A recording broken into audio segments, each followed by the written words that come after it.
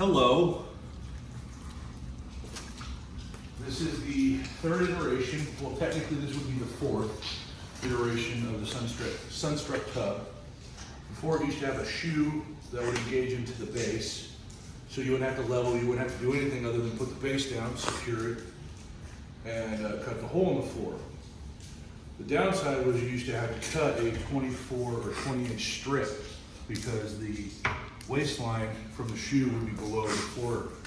So basically you just had to take the tile out. Then they changed and they went with 4x4 posts. So these were actually 4x4s. And this was not a gigantic rectangle cut. It was actually just long ovals. Yeah, oval end cuts that were where the feet were. And then there was issues with the feet overlapping the actual tub base, so you have to modify that. And then they switched to the 2x4s for the posts. Again, with the oval cut, 3 of them, one here for the drain, one where each foot was. And now we open the box and we have this.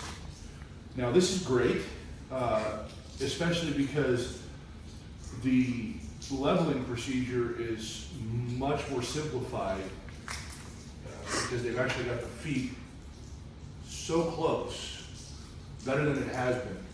But now the problem in this tub is the drain will actually drop roughly in this area.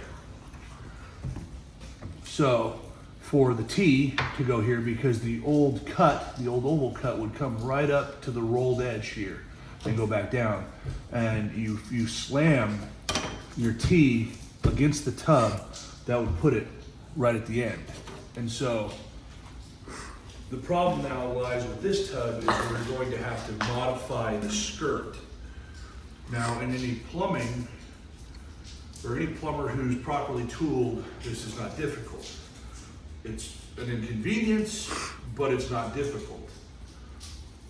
But if a homeowner was to purchase this and go home and try to put it together, based off the instructions that come with this, which tell you to utilize cedar shims or wood shims to shim the foot level, which if you can imagine this flipped upside down, if this is the level is the foot, there is no possible way I could get my hand in here to level the skirt or the insert into the base.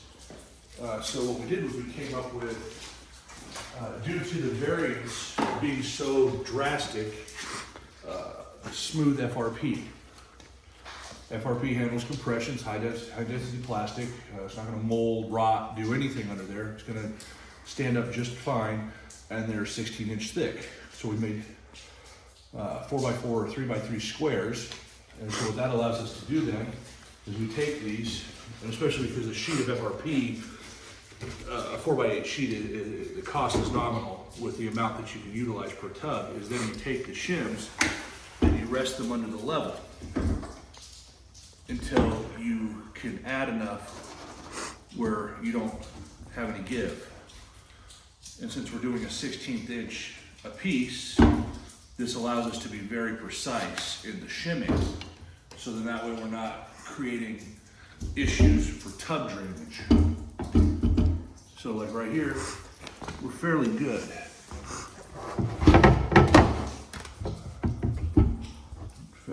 I want to just be able to see daylight underneath the level on the edges. And so this here is golden.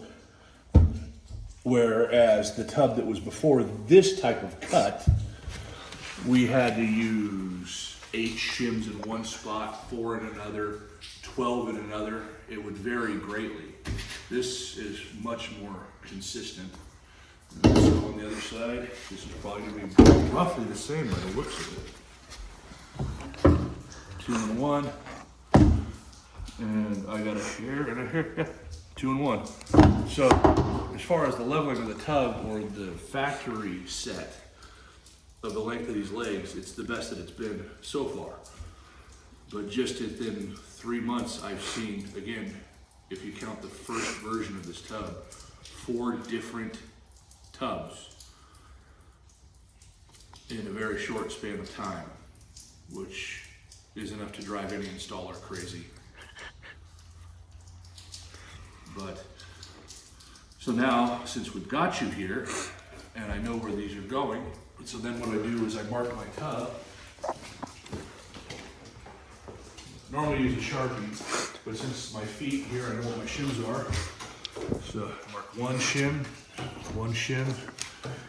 2, and 2. And so then that way, no matter what the shim pattern is, I know what foot gets how many. Now you might say, well, you're writing it on the bottom. Well, you kind of make a mental note of it before you flip it back over. And then also, to align them, mark the inside of the skirt, just little hair marks, so that way I know where to place them. Because before we used to have a fixed measurement of how far off of the drain side of the skirt, but now with this cut, it kind of changes the game a little bit. But now for modification, you have some options. You can use a Sawzall, which will blow the thing apart and just shatter, crack. Even if you use a very high tooth per inch metal blade, it's just going to destroy this. So what I found is a little M18 Milwaukee tool with the included tile bit. They have an abrasive one for plastic and it just melts. Whereas this actually cuts well.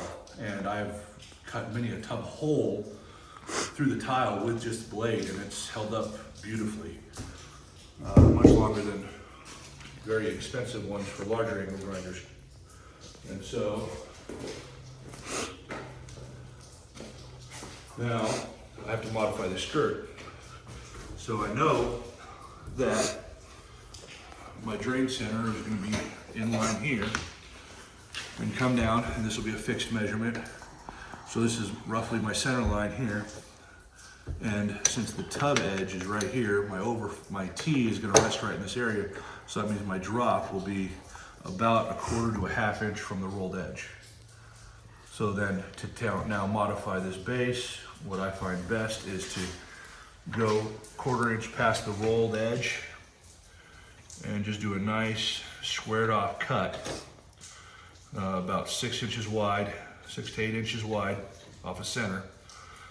And what that'll afford then is not only will my T go down, but then also the water lines from the valve that I'll place on the insert will then be able to fit right in through and be connected to the bottom. So it's going to get really loud, so if you have a speaker, you might want to turn it down. But this will show you how well this cuts in this scenario and why this is the go-to way.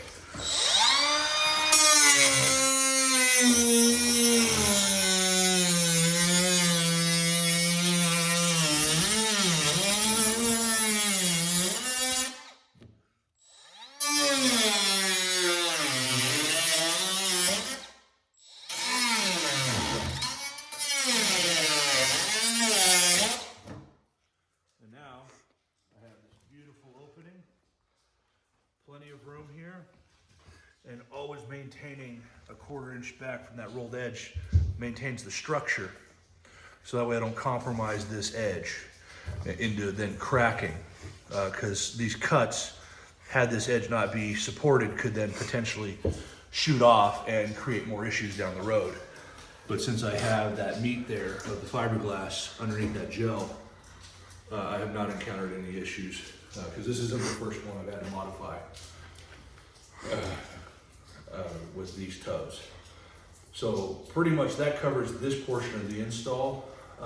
In the instructions it recommends gluing the base down. I found a better way to do this, or my preferred way, so once we go to do that, we'll have a second video, so part 2 will be coming up. But other than this, the installation is fairly straightforward. So then what I'll do is I'll capture the actual setting of the skirt and the setting of the base to show the finished product using the methods that I used.